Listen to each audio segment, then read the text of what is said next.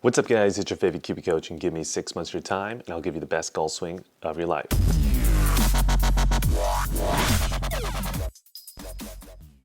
So welcome back to the channel. I know in a lot of our client before and after videos we typically talk about don't get too far across the line, that is bad. But this particular client was actually getting too laid off at the top of the swing, and I know I haven't talked about this a lot. So if you guys were wondering, am I actually getting too far laid off as well? If I am laid off, what will that cause on the downswing? This is the perfect client before and after video for you. Let's go ahead and jump in. But before we get into the video, I want to give a quick shout out to our sponsor, and that is Kiwi Golf Japan. If you're too busy or you just can't make it out to our locations for lessons, Kiwi Golf Japan is the membership site for you. With over 230 plus videos of golf instruction, we have everything on the site you could possibly want. So go ahead and check out that link down below, and now let's jump into the video. So like I said in the intro, this particular client was struggling with too far laid off at the top of the swing with the club shaft. And a lot of you guys know I don't like cross the line, but I also don't like too far laid off as well at the top, because it's still going to be a large range of motion variable, and it will also most likely lead to some things on the downswing, which we'll be discussing in this particular video. So let's go ahead and play the before swing first, then the after swing, and then from there we'll talk about what we'll be discussing in this particular video. So this is going to be the before swing right here.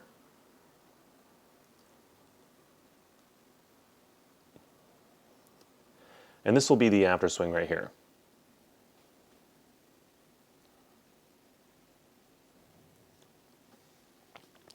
So as you can see, there's some massive differences at the top of swing position as well as the transition, and then also right around impact there's some pretty big changes as well. So let's go start off with the top of swing position. Let's give you some checkpoints of if you're too far laid off, what should you look like? What are the angles that you want to look for? So let's start off with that top of swing position. So when we're talking about are you too laid off or not, I think the first place you need to start is actually going to be the lead arm height, because if the lead arm starts to get pretty vertical, what starts to happen is even if your club shaft is laid off relative to the arm, the club shaft actually might be in the correct spot at the top of the swing. The lead arm is just in the wrong place. So it's really important to understand your starting point. And when it comes to club shaft pitch, lead arm height is very important when it comes to that, because again, I can have a lead arm that's really high, but a club shaft that looks a little bit similar to this one, and actually the club shaft would have been in a pretty good spot. We would have had to fix the lead arm, and then hopefully the club shaft would realign with the lead arm if we go ahead and do that. So for this particular player, however, even though the lead arm I think was a little bit on the high side, the club shaft relative to that was still far too laid off. So let's go ahead and draw some angles. Let's go walk you through exactly what you should be looking for with this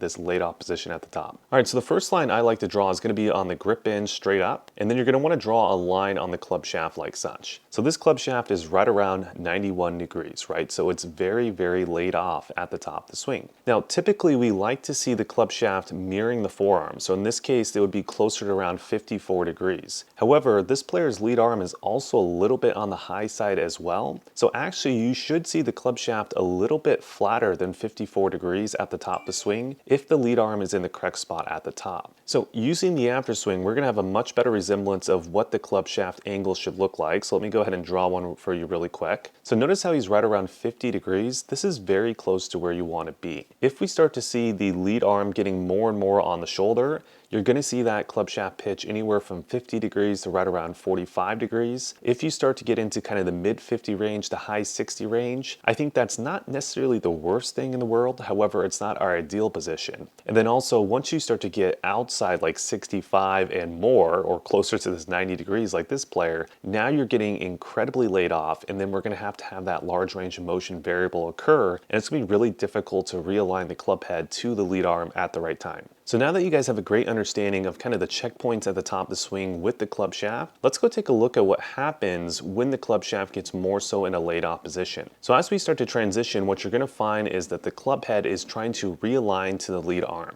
So basically the center mass of the golf club is trying to align to the center mass of the hands. And what's going to happen here is it's going to align right around here. Now, if we go take a look at kind of the shift in club shaft between these two positions, we're going to notice that the club shaft is going to be right around 49 degrees of steepening in these two positions. So that's a massive shift when it comes to the face angle, right? The face angle is pointing up well up towards the sky, probably at the top of the swing, and now it's pointing maybe somewhere, a little bit more parallel to the ground. So it's had a massive shift in this position. So this starts to get into the large range of motion variable where, yes, because we're so laid off, we must steepen the club shaft. I do agree with that. But the issue with this is when you do start to steepen the club shaft that amount, that's a large torque you have to apply to make that happen. And for most people, they're going to continue to torque the club out towards the ball like this player. And what you're going to find is you're going to get steeper and steeper and steeper as you start to approach the golf ball. Now, can you actually avoid this? Yes, right? You could steepen it in that initial section and then stop. But for most of you guys out there, that's not going to be the case, right? You get an object moving in one motion, it's going to want to stay moving in that motion unless you have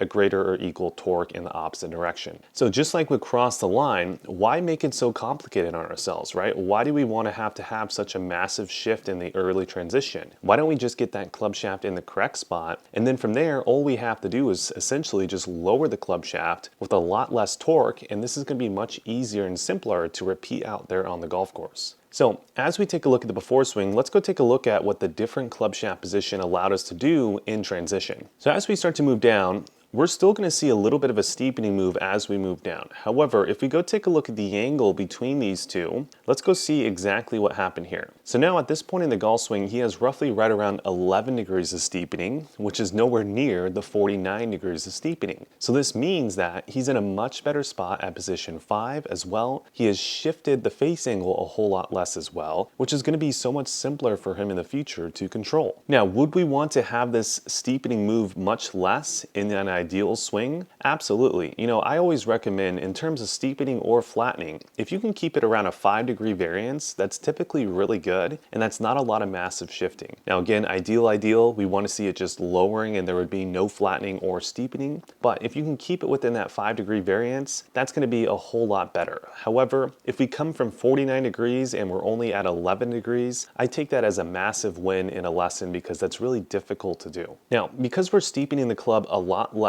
as we continue to move down, let's go take a look at this player's P5.5 and let's go take a look at the difference between the two. So when it comes to the club shaft angle in the before swing, let's go take a look at what we had in the before. So he's right around 28 degrees. If we go take a look at the after swing, he's going to be right around 36 degrees, right? Which is really close to that range of 35 to 40 degrees at P5. So what does that mean? That means from position 5 to this position, he's pretty much just lowering the club shaft. He's not steepening at all. And because of this, because he's not steepening, the potential direction of swing is much more neutral than it was in the before swing. The before swing, he's steepened a lot more, so the potential swing direction is now getting more and more left. That potential low point's getting more and more ahead. He's going to have a massive redirection move right at the bottom of the swing to be able to actually hit the golf ball the way he wants to hit it. Now, as we continue to move our way down in the after swing, we can see the club shaft is continuing to move out towards the golf ball. And then as we get to this P6.5, look how massively out the club head is relative to the golf ball at this point. And then if we move him even a little bit further down, his hands are right around pocket height and the club head is well above the ball, well to the outside part of the ball. And now we have two issues. The golf club is going to be swiping across the ball, right? So that's going to make it difficult for a toe to heel strike. Also, it's coming in from such a vertical angle, it's going to have a massive kind of low to high strike deviation as well. Again, we're losing more and more control as we approach the golf ball in the before swing. Now, in the after swing, because he's coming in from a much better angle here, we're going to find that when the hands get right around pocket height, the entry into the golf ball is much more neutral, slightly from the inside at this particular point. And then the club head height is also a little bit lower as well. So what does that mean? That means that we're not going to get the whole swiping effect, right? We're going to have the sweet spot aligning to the golf ball for a little bit longer. And then also, we're not going to get the high to low strike deviation because the angle that it's coming into the golf ball is a much more neutral rate and it's going to be much easier to hit a specific point on the golf ball. All right, that's it for you guys on YouTube, but before you guys click off the video, let me give you some quick wrap-up points. So when it comes to the checkpoints of too laid off or not, make sure first off to understand lead arm height is very important when it comes to the starting point. If the lead arm is incredibly high and the club shaft is matching the forearm, your club shaft is actually going to be too vertical because your lead arm is too vertical. So make sure the lead arm is very close to the shoulder height before you start to actually try to get that club shaft aligned to the forearm. Then from there, draw that angle.